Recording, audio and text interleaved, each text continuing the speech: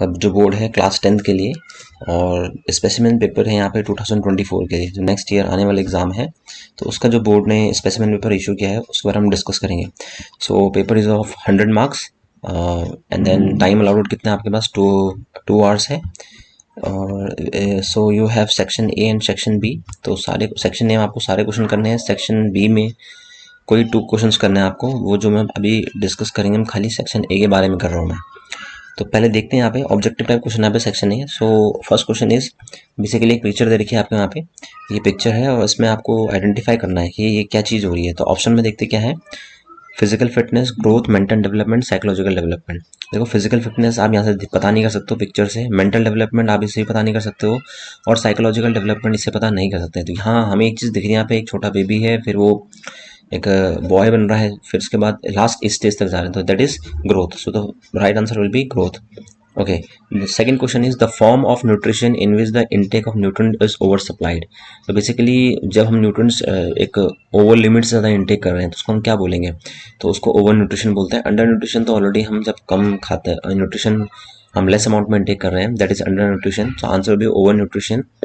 Then next is a full form of ACL, तो answer will be anterior cruciate ligament, जो D option है that will be the correct answer. So next answer is injury is characterised by a pain front part of leg. अगर आपके leg के front part में pen हो रहा है, basically जो शिन बोन है आपकी, वहाँ पे पेन हो रहा है, फ्रंट पार्ट वही तो हमारे लेग का, तो उसको हम लोग बोलते हैं शिन स्प्लिंट। टेनिस एल्बो यहाँ पे आएगा नहीं, स्ट्रेस फ्रैक्चर यहाँ पे आएगा नहीं, और एंकल की बात, यहाँ पे एंकल तो हमारा डाउन में होता है, हमारे लेग के फ्रंट पार्ट की बात कर रहे हैं, that is shin splint. Okay, then next question is passing of traits from parents to their offsprings.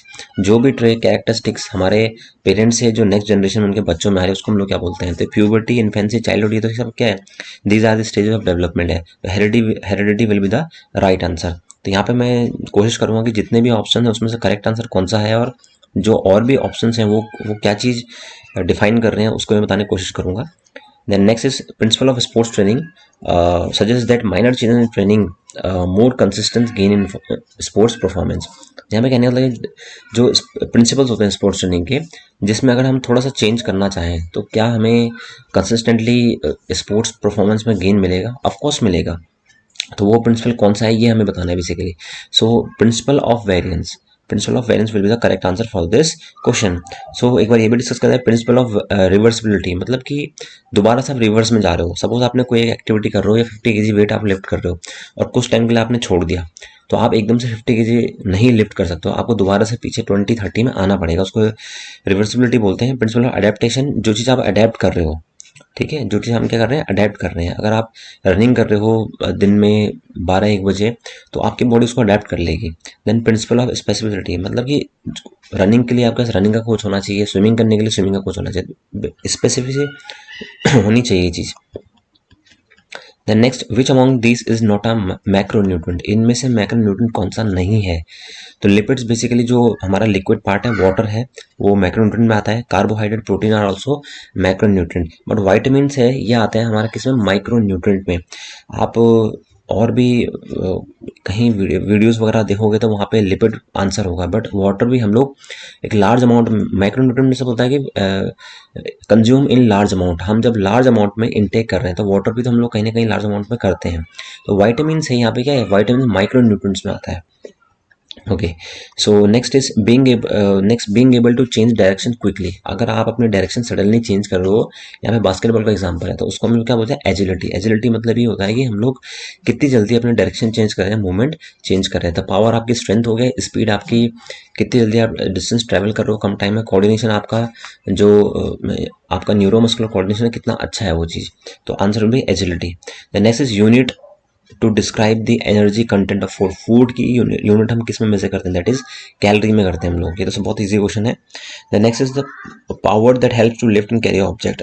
एक ऐसी पावर जो किसी ऑब्जेक्ट को आपको उठाने में या कैरी करने में हेल्प कर रही है। तो basic, so right answer will be muscular strength. तो मस्कुलर, जितनी स्ट्रेंथ आपके अंदर होगी उतनी ही आप किसी ऑब्जेक्ट को कैरी कर सकते हो और लिफ्ट कर सकते हो।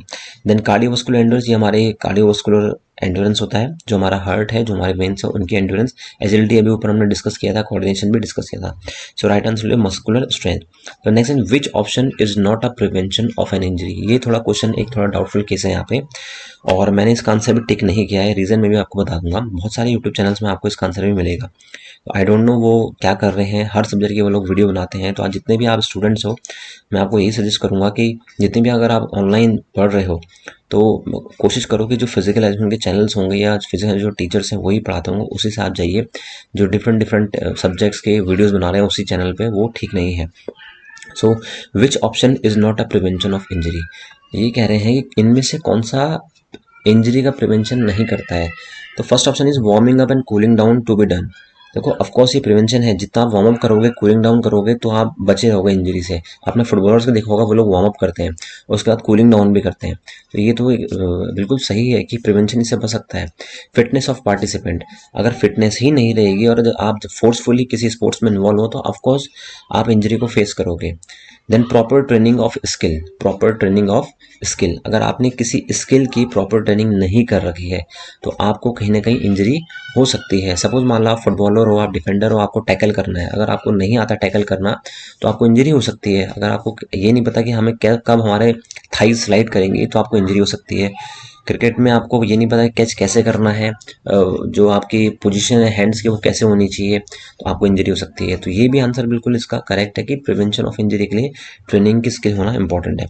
Next is not resting between workout usually faulty skills and equipment. ये बोल रहे हैं कि अगर आप रेस्ट नहीं करते हो वर्कआउट में तो इससे आपको इंजरी नहीं होगी। ऑफकोर्स इंजरी होगी, अगर आप कंटिन्यूसली वर्कआउट करते जाओगे तो आपको रेस्ट नहीं ले रहे हो तो आगे मसल्स में जो है फटीग आ जाएगा, और जब मसल्स में फटीग आएगा तब भी आप फोर्सफुली उनसे काम करवा रहे हो तो injury can be happen, injury हो सकती है। फॉल्टी स्किल्स, अगर आपको तरीका नहीं आता है किसी स्किल का, आपको तरीका नहीं है, सब आपको डाइव मारनी है, आपको कैसे पता नहीं कैसे डाइव मारनी है तो आपको इंजरी हो जाएगी। आपको कैच कैसे पकड़ना है स्लिप में आपको ये नहीं आता है, आपको बाउंसर कैसे खेलनी है आपको वो नहीं है, तो इंजरी हो सकती है। इक्विपमेंट भी हो सकते हैं, अगर आपकी बॉल ठीक नहीं है, कोई और इक्विपमेंट्स ऐसे खराब है, उससे भी ऑफकोर्स आपको इंजरी हो सकती है। तो मेरे अकॉर्डिंग इसमें ये ऑप्शन नहीं दिख रहा है जो not a prevention of injury की बात कर रहे हैं। तो मेरे अकॉर्डिंग ये सारे चारों ऑप्शन ऐसे हैं जो कहीं ना कहीं आपको इंजरी से बचा देते हैं। तो मैं इसके ऊपर आंसर नहीं डालूंगा अभी, तो मैं गलत इन्फॉर्मेशन नहीं दूँ, मेरे अकॉर्डिंग इसमें कोई ऐसा नहीं है। ओके, नेक्स्ट इज एक अजर्सन क्वेश्चन है, तो पहले यहाँ पे देखते हैं अजर्सन क्या है। The athlete workout gain and progress will be lost when he stops training. यहाँ पे अजर्सन आपको देखा और ये बिल्कुल सही है। अगर एथलीट वर्कआउट नहीं करेगा, अगर athlete workout gain and progress will be lost when he stops training, अगर एथलीट ट्रेनिंग करना बंद कर देगा तो उसका जो वर्कआउट गेन है, जो प्रोग्रेस है, वो रुक जाएगा बिल्कुल। और ये ऑफकोर्स सही है, जितना आप ट्रेनिंग नहीं करोगे उतनी आपकी परफॉर्मेंस भी डाउन होगी, आपका जो गेन हो रहा है आपको परफॉर्मेंस वो भी बिल्कुल डाउन हो जाएगा। इट मीन्स ए ऑप्शन हमारा बिल्कुल सही है। तो यहाँ पे जो एक डी ऑप्शन आ रहा है ए इज फॉल्स, तो ये बिल्कुल रिमूव हो जाएगा यहाँ से, ये क्या हो जाएगा रिमूव। तो हमारे पास ए बी सी ऑप्शन बच रहे हैं। देन रीजन भी चाहते हैं, a regular training stimulus is not required to maintain adaptation. क्या ये बात सही है कि अगर आपको एडेप्टेशन करनी है तो उसके लिए रेगुलर ट्रेनिंग की जरूरत नहीं है। अगर आप कहने का मतलब अगर फिजिकल फिटनेस आपकी चाहते हो कि हमें बनी रहे, क्या आप उसके लिए ट्रेनिंग नहीं करोगे? ऑफकोर्स ये आपको करनी ही पड़ेगी। तो इट मीन्स रीजन यहाँ पे बिल्कुल गलत है। तो एक ही हमें यहाँ पे दिख रहा है आर इज फॉल्स, वो कौन सा ऑप्शन में है? सी ऑप्शन में। तो the right answer will be C. Okay, next is basically not objective of physical education. इसमें से कौन सा ऐसा जो ऑब्जेक्टिव नहीं है? फिजिकल डेवलपमेंट ऑफकोर्स ये ऑब्जेक्टिव है, सोशल डेवलपमेंट ऑब्जेक्टिव है, साइकोलॉजिकल डेवलपमेंट है, ये भी ऑब्जेक्टिव है। Recreation and fun, this is not the objective of physical education. So the right answer will be B. The next is ability to stay upright in control of body movement. Basically आपको अपनी body को कैसे आप control कर सकते हो, movement को कैसे कंट्रोल रखते हो, उसको हम लोग क्या बोलते हैं? उसका right answer will be balance. Strength हमारी मसल से रिलेटेड है, पावर हमारी मसल से, एंड्योरेंस हमारे जो हमारा कार्डियो रेस्पिरेटरी सिस्टम है उससे रिलेटेड है। तो balance will be the right answer. Then next is dash is not a factor which affect our diet. इनमें से कौन सा ऐसा फैक्टर है which will not affect our diet? अब कहीं जगह आपको इसमें जेंडर भी आंसर में मिलेगा, बट मेरे अकॉर्डिंग जेंडर नहीं हो सकता है। कैसे हम लोग इसको मैं एक्सप्लेन करता हूँ आप लोगों को। So first one is age. अगर आपकी एज 13 ईयर्स है, आपकी डाइट कुछ और होगी, आपकी 20 ईयर से डाइट कुछ और हो गई, 25 है, 30 है, 45 है, तो डाइट कहीं ना कहीं आपके एज वाइज भी चेंज हो जाती है। तो कहीं ना कहीं एज आपकी डाइट को अफेक्ट कर रहा है।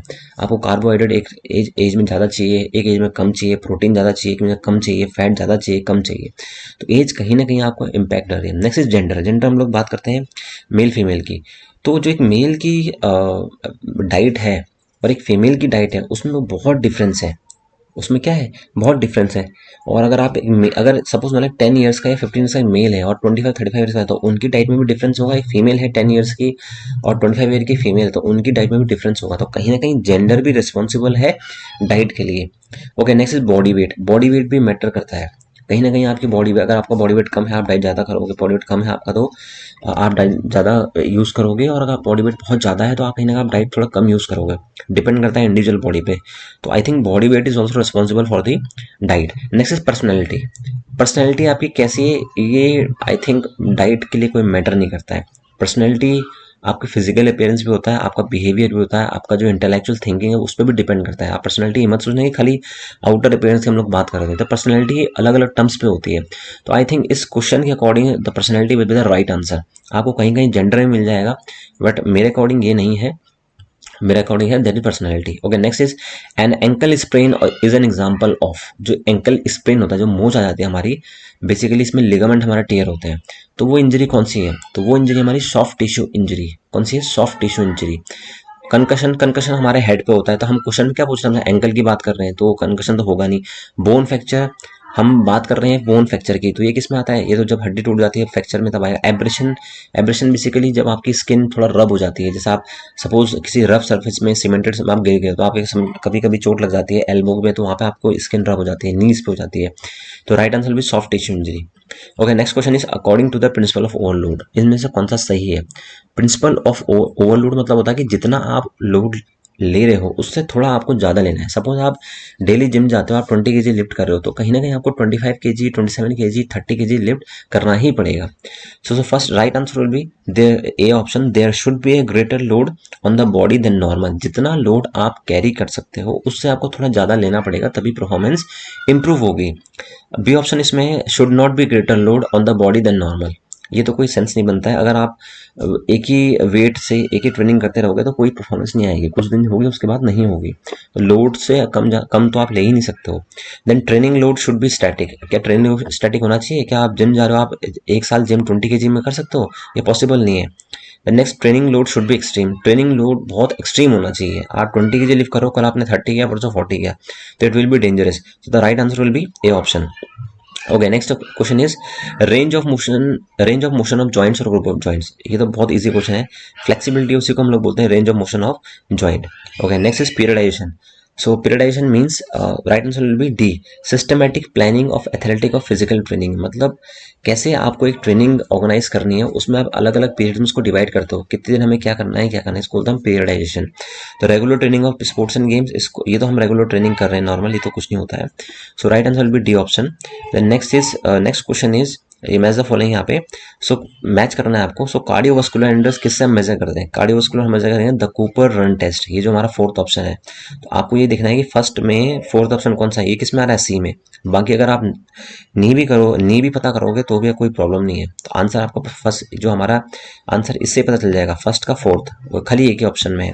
अगर ये फर्स्ट का फोर्थ दूसरे ऑप्शन में तो हमें आगे चेक करना पड़ता। फिर भी मैं आपके नॉलेज के लिए बता दूं। और मस्कुलर एंड्योरेंस कैसे चेक होता है, मस्कुलर एंड्योरेंस हमारा होता है जो हमारा पुशअप टेस्ट है, आपकी मसल्स में कितना एंड्योरेंस है, बेसिकली शोल्डर मसल्स में। तो जितने आप पुशअप कर सकते हो, 50 कर रहे हो, 60 कर रहे हो, 70 कर रहे हो, उसके लिए एंड्योरेंस चाहिए आपको मसल्स में। देन फ्लेक्सिबिलिटी, सिट एंड रीस्ट्रेच, बैठना है आपको और अपने को अपने पैर टच करने समझ लो, तो यही है, इसको हम बोलते हैं फ्लेक्सिबिलिटी।